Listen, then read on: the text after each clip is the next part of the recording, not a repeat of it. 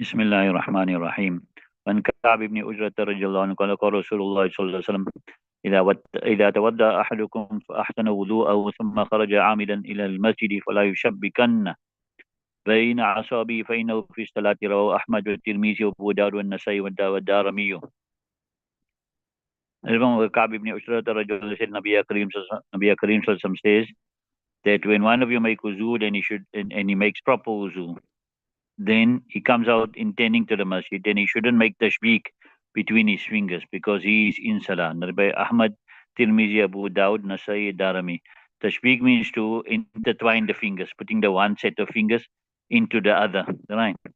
So firstly, we see here that already from the time of wuzu, a person needs to be focused. So from the time of wuzu already is focused for salah, and then in the road to the masjid also is focused. Then when he reaches the masjid and when he starts making salah, then he will have proper concentration. Therefore, the ulama say that the amount of focus a person has during wuzu, that's the amount of focus he will have during salah. Right. And then, yeah, explain to you the meaning of tashbik is to intertwine the fingers. And then, so you can understand from this now is that those things that shouldn't be done in salah. Then on the road to salah, also a person should abstain, try and abstain from those things also. Like you shouldn't speak, you shouldn't eat. So all those things also on the road to salah, also to the masjid, try and abstain from that. Imam Bukhari rahmatullahi brought a chapter there, Babu, making tashbih in making tashbik in the masjid, and he brought two hadiths to show that it is permissible to make tashbik, to intertwine the fingers in the masjid. Right. So the ulama nowadays say that the prohibition is for when a person does it in the way of amusement or play, right? But if a person makes tashbik in the way of giving an example, maybe you explaining something and you're showing how two things come connected, and you put your fingers in between, you make tashbik with your fingers, then the ulama say is permissible. Otherwise, they say that Imam Bukhari rahmatullah's ahadith that he brings was in the period when tashbik in the masjid was still allowed, and afterwards it got abrogated. When Abi Zarin radiallahu qala qala Rasulullah sallallahu la yazalu Allah ta'ala azza wa jal على العبد وهو في صلاته ما لم يلتفت فإذا التفت انصرف عنه. رواه أحمد وأبو داود والنسائي والدارمي. Then Abu Dharr radiallahu anhu said that Nabi Karim says that Allah subhanahu wa ta'ala focuses on a person whilst he is in his salah, as long as he doesn't turn around. So when he turns around, then Allah subhanahu wa ta'ala also turns away from him. In one hadith in Tirmizi, it's mentioned that when a person looks around, and when looking around here, we mean that in our his neck, he start facing right and left. Then Allah subhanahu wa ta'ala first addresses him and tells him that focus on your salah, right? And then he did it, and then obviously now he doesn't hear this, but this is what's happening. And then the second time again, if he doesn't focus, Allah Ta'ala addresses him again the second time. And then the third time, if he still turns around and looks around in his salah, then there's a time Allah subhanahu wa ta'ala now turns his gaze away from that person. وأن أنس رضي الله أن النبي صلى الله عليه وسلم قال يا أنس اجعل بصرك حيث تسجد. رواه البيهقي في سنن الكبير من طريق الحسن عن أنس يرفعه الجزري. Anas said, Nabi Akram said, "Oh Anas, make your sight where you make sajda." Narrated by Bayhaqi in Sunan al-Kabir on the sanad of Hassan from Anas. And Jazari has also made this hadith marfu. Right. So this hadith here outwardly shows you that throughout the salah, you should look at where you make sajda. And that is what the Shawafi, they make amal on this hadith and they say you must look where you make sajda. However, according to us, we say that it is mustahab, that when you're standing, you look where the place of sajda. When you make ruku, you look at your feet. And when you make sajda, you look at your nose. And when you sit, you look at on your laps. And when you make salam, you look on your shoulders. And the ulama have also written that when you're in the haram, you look at the Kaaba. Some ulama have written that also. From here, you can also understand is that to close your eyes in the salah is makruh.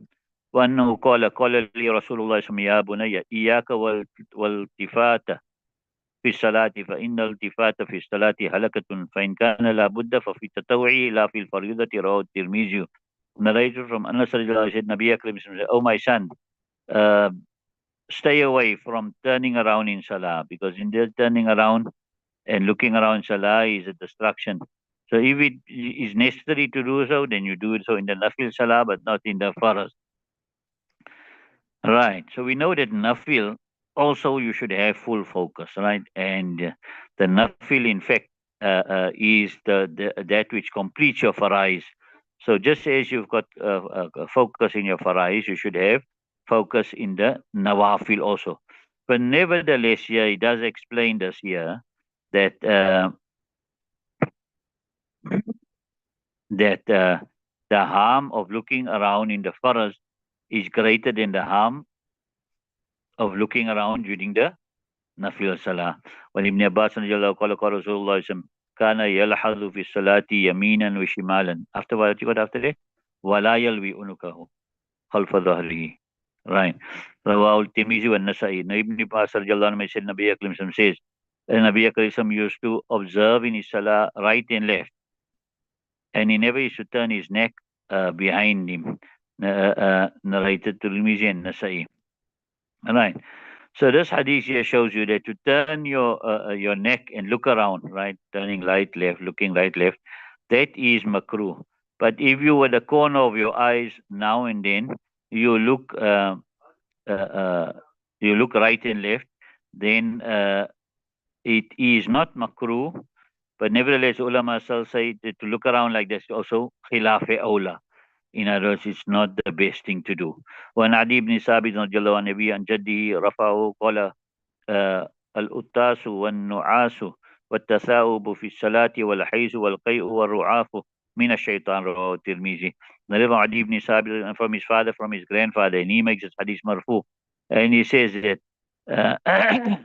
that yawning and dozing off, sneezing and dozing off and yawning in salah, and likewise haze and vomiting and nosebleed, these are all from shaitan.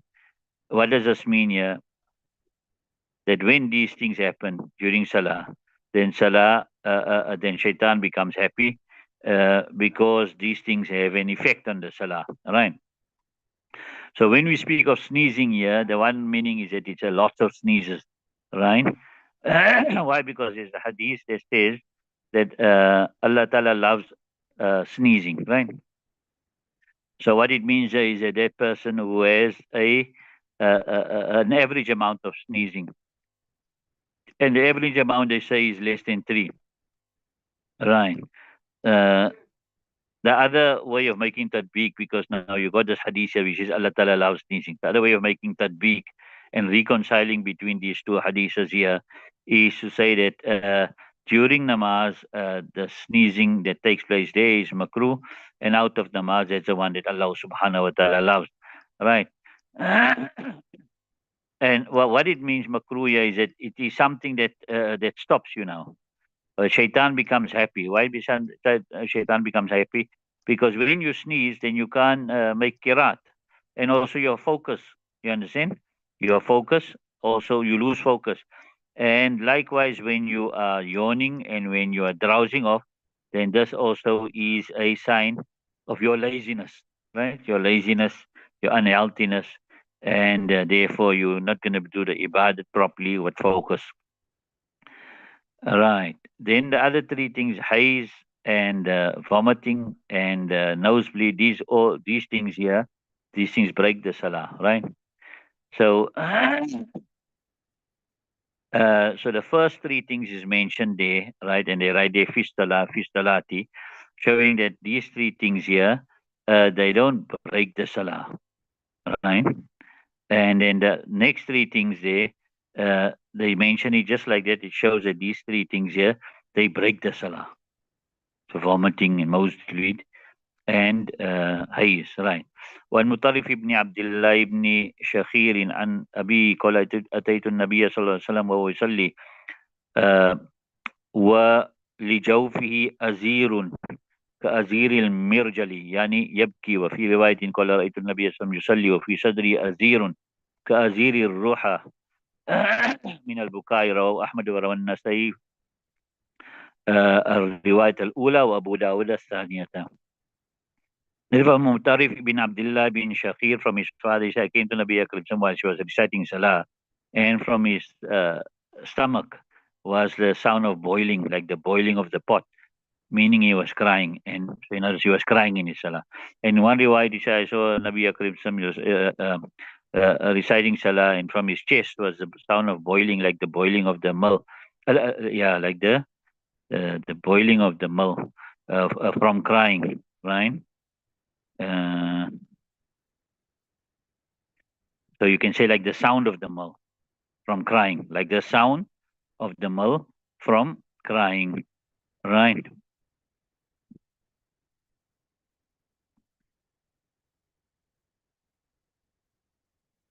And in the other one, you're gonna say like the sound of the pot boiling, like the sound of the pot boiling, right? So this is narrated by Imam Ahmad, and Nasai has narrated the first riwayat, and Abu Dawud narrated the second riwayat. From this hadith here, you understand that crying doesn't break the salah, right? And Hidayah, the Masla is mentioned clearly. If a person out of the remembrance of Jannat and Jahannam, he cries in Salah, then his Salah doesn't become batil. But out of pain, and he's got some difficulty or he's got some type of grief, and then he cries loudly, uh, and he makes a sound of then his namaz breaks. Right. When Abi Dharin qala qala Rasulullah sallallahu alayhi wa sallam, إذا قام أحدكم إلى الصلاة ولا يمسح الحصى فإن الرحمة تواجهه. رواه Ahmad with Tirmidhi, Abu Dawud, Nasai, Ibn Majah. Then Abu Dharr radiallahu anhu said, Nabi Karim says, when one of you stands up to Salah, then he shouldn't wipe out the pebbles because the rahmat is now facing him. In other words, when he's now reciting Salah, then he mustn't play with the pebbles, etc., uh, because that will now break his concentration. You understand? Likewise, also to play around in Salah or to fuddle, this will all break your concentration, and you'll be deprived of the rahmat and the focus of Allah subhanahu wa ta'ala. وَنُمِ سَلْمَةَ رَضِيَ اللَّهُ عَنْهَا أنها قال رأى النبي صلى الله عليه وسلم غلاما لنا يقال له أفلح إذا سجد نفخ فقال يا أفلح ترب وجهك. ورواه الترمذي. If Salma radiallahu anha said Nabi Akram saw a boy whose name was Aflah, right? He was called Aflah. When he would make such day, would blow the sand. So Nabi Akram said, "Oh Aflah, make your face full of sand." In other words, don't blow the sand away. Make a sajda in the sand. You understand? Make sajda in the sand. Right. Let's see. Let's do one more hadith. وعن ابن عمر رضي الله عنهما قال قال رسول الله صلى الله عليه وسلم الاختصار في الصلاة راحة أهل النار. رواه في شرح السنة.